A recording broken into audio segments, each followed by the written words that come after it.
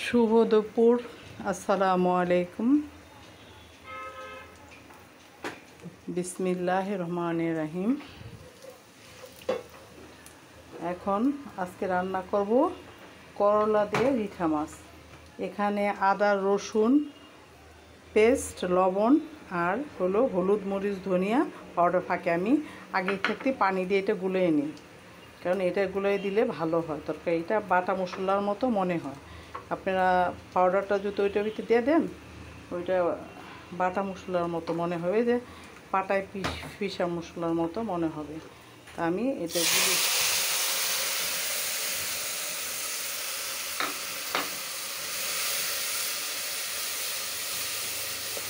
মশলা একটু কষিয়ে নিই, তারপরে একে একে উপকরণগুলি দিব আর আপনাদের আমি দেখাবো।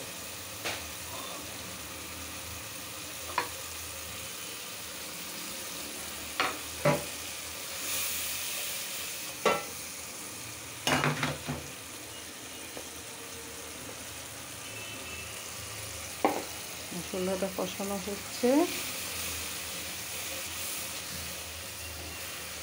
এখানে আজকে রান্না করব যে বড় রিঠা মাছের দিয়ে মাথা দিয়ে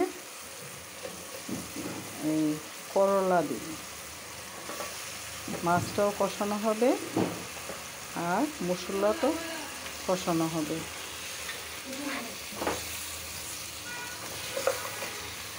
দুটোই একসঙ্গে হবে, কারণ মাছটা ঢেকে দিচ্ছি, দুটো কষানো হোক।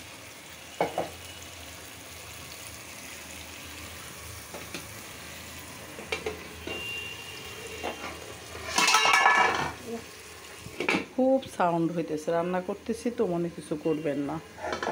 একটা রান্নার টাইমে অনেক এটা ওইটা দুই হাতে করতে কাজ করলে সাউন্ডটা বেশি হয়, আপনার মনে কিছু করবেন না।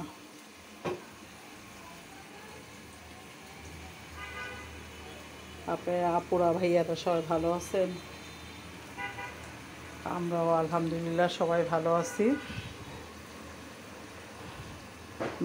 দেশ এবং দেশের বাইরে যারা দেখতেছেন তাদেরকে আন্তরিকভাবে ধন্যবাদ আমার ভিডিওটা দেখার জন্য, কারণ ভিডিও দেখে দেশের বাইরে অনেক ভাইয়ারা আছে, অনেক চাচা ফুপু খালা মামা অনেকেই আছে দেশের বাইরে, আমাদের আত্মীয় স্বজন সবাই দেখেন, সুন্দর সুন্দর কমেন্টস করেন, ভালো লাগে কমেন্টস পড়তে এবং কমেন্টসের উত্তরটা দিতেও।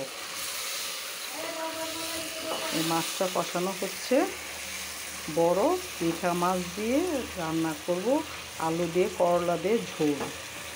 আপনারা করলার অনেকে তো ভাজি খান, তরকারি খান না, কিন্তু মোটা মোটা করে করলা কেটে তরকারি রান্না করে খাবেন, খুব ভালো লাগবে তরকারিতে করলার ঝোলটা। ঝোলের ভিতরে করলাটা, সরি আমি কথাটা ভুল করে বলে ফেলেছি, মানে কারণ ঝোলের তরকারির ভিতরে করলাটা একটু মোটা মোটা করে কেটে দেবেন, খেতে ভালো লাগবে। আমরা সবসময় এই রিঠা মাছ, তারপরে গজার মাছ, কত বড় রুই মাছ হলে আমরা এরকম করলা দিয়ে রান্না করি, ভালো লাগে খেতে। আপনারাও ট্রাই করে দেখবেন। আর যারা অনেকে সবসময় খান তাদের কথা আলাদা, আর অনেকে যারা খান না, যারা নতুন রাঁধুনি তাদের উদ্দেশ্যে বলছি, তার রান্না করে খেয়ে দেখবে, ভালো লাগবে। নতুন রাঁধুনিদের উদ্দেশ্যে এই কথা বলা, তাদের কারণ এটা রান্না করলে ভালো লাগে। আমি মাছটা কষানো হয়েছে উঠায় ফেলব, একটু একটু করে উঠায় ফেলছি।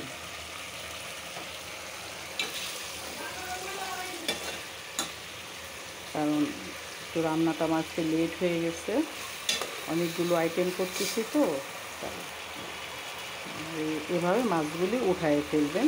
তারপরে আলু দিয়ে বেগুন দিয়ে কষিয়ে পানি ঝোল দিয়ে দিবেন, তারপরে করলা দিয়ে শাক দিবেন, শাকটা তো আমি এর আগেও বলেছি শাকটা কীভাবে তৈরি করে, আর যারা জানেন তাদের তো আমার বলা দরকার নেই। শাকটা পেঁয়াজ আর আদা রসুন দিয়ে ভেজে নিতে হয়, তারপরে শাকটা করতে হয়। এখন আমি আলুটা দিয়ে দিব, আলুটা দিয়ে কষাবো। হ্যাঁ, তারপর আলুতে কষানোর পরে বেগুনটি একটু পরে দিব, কারণ বেগুন দিয়ে তরকারি কষাইতে নাই, বেগুন গলে যায়, এর জন্য বেগুনটা আমি একটু পরে দিব।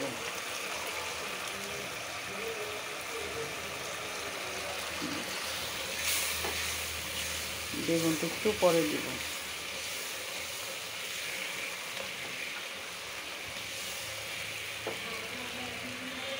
ঝুমুর শুনে যাবে, আমি একটু কথা বলতেছি, মনে কিছু করবেন না। নিয়ে দেখো আমার মোবাইলে কল দিতেছি, কিছু মোবাইলে কল দিয়ে ধরতো। হ্যাঁ, কিছু মনে করবেন না, আমার একটা কল আসছে মোবাইলে, তাই বললাম। এই বেগুনটা দিয়ে দিচ্ছি।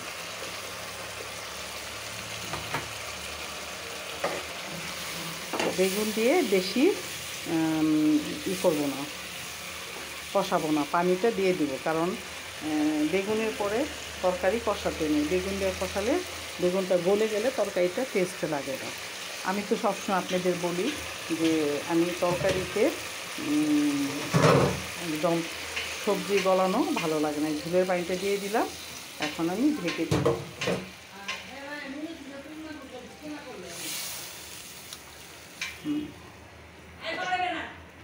ঝোলের পানিটা দিয়ে দিচ্ছি। এখন তরকারিটা একটু একটু হতে থাকবে, আপনাদের সাথে গল্প করি।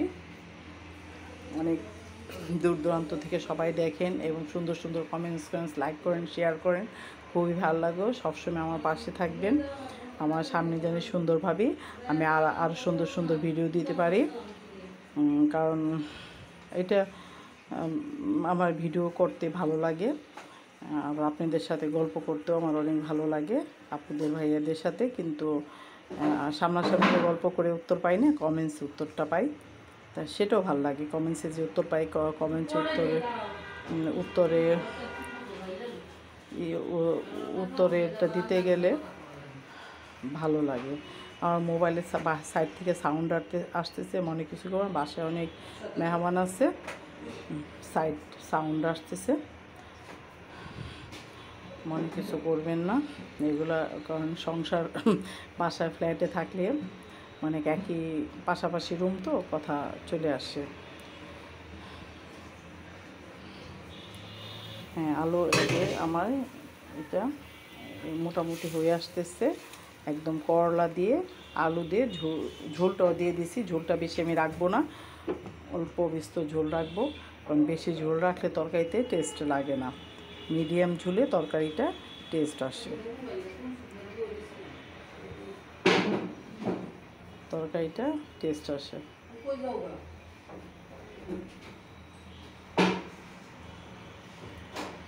টেস্ট আছে তরকারিতে। এখন আমি করলাটাও দিয়ে দিব, মাছটাও মোটামুটি দিয়ে দিব আমার তরকারিটা, কারণ করলাটা বেশি সিদ্ধ হলে ভালো লাগে না, মোটামুটি সিদ্ধ হলে। এই যে মাছটা নিয়ে এখন দিয়ে দিব, কারণ বড় মাছ তো একটু সিদ্ধ হতে হবে, কারণ বড় মাছ ভালো করে সিদ্ধ না করলে ভিতরে গন্ধ থাকে, ভালো লাগে না।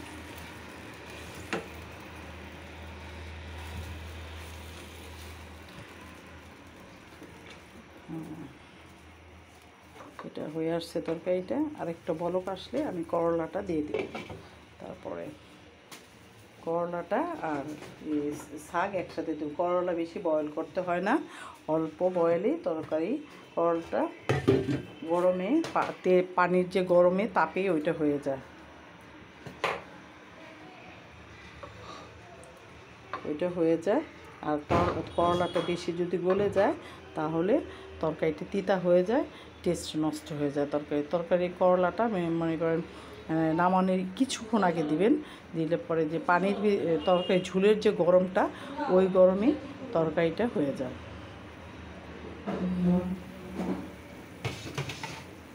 এই যে এখন আমি করলাটা দিয়ে দিব।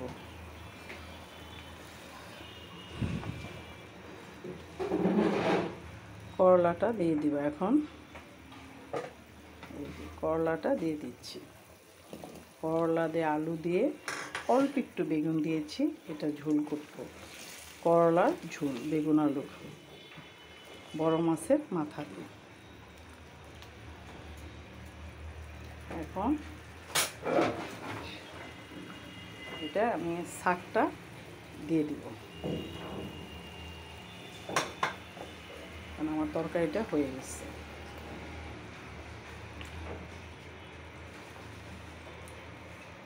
তারপরে আমি একটু পরে ধনিয়া পাতাটাও দিয়ে দিলাম।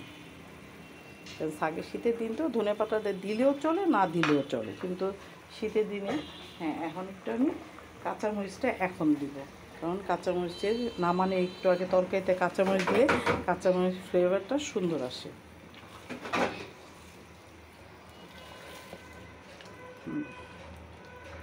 সুন্দর আসে। এখন ঢেকে দিব, ঢেকে দিয়ে আপনাদের ফাইনাল লুকটা দেখাবো যে আমার তরকারিটা কেমন হলো। ভালো হলে ভালো ভালো কমেন্টস করবেন, শেয়ার করবেন, লাইক দিবেন, সাপোর্ট করবেন, কারণ আপনাদের সাপোর্টটা আমার খুব প্রয়োজন। আপনারা যদি লাইক দেন, কমেন্টস করেন এবং শেয়ার করেন, এর জন্য আমার ভিডিওটার ক্ষেত্রে অনেক ভালো। এই আমার তরকারিটা হয়ে আসছে। এটা যে ফাইনাল লুক। এই করলাটা কিন্তু সবুজই হয়ে গেছে, কারণ করলাটা আমি সবুজ এই যে এখন আপনাদের দেখানোর পরে যে ঢেকে রাখবো, এই ঝোলের গরমেই তরকারিটা হয়ে যাবে আমার। সবাই ভালো থাকবেন। এই তরকারিটা দেখেন কেমন হয়েছে। ভালো থাকবেন। আল্লাহ হাফেজ। আসসালামু আলাইকুম।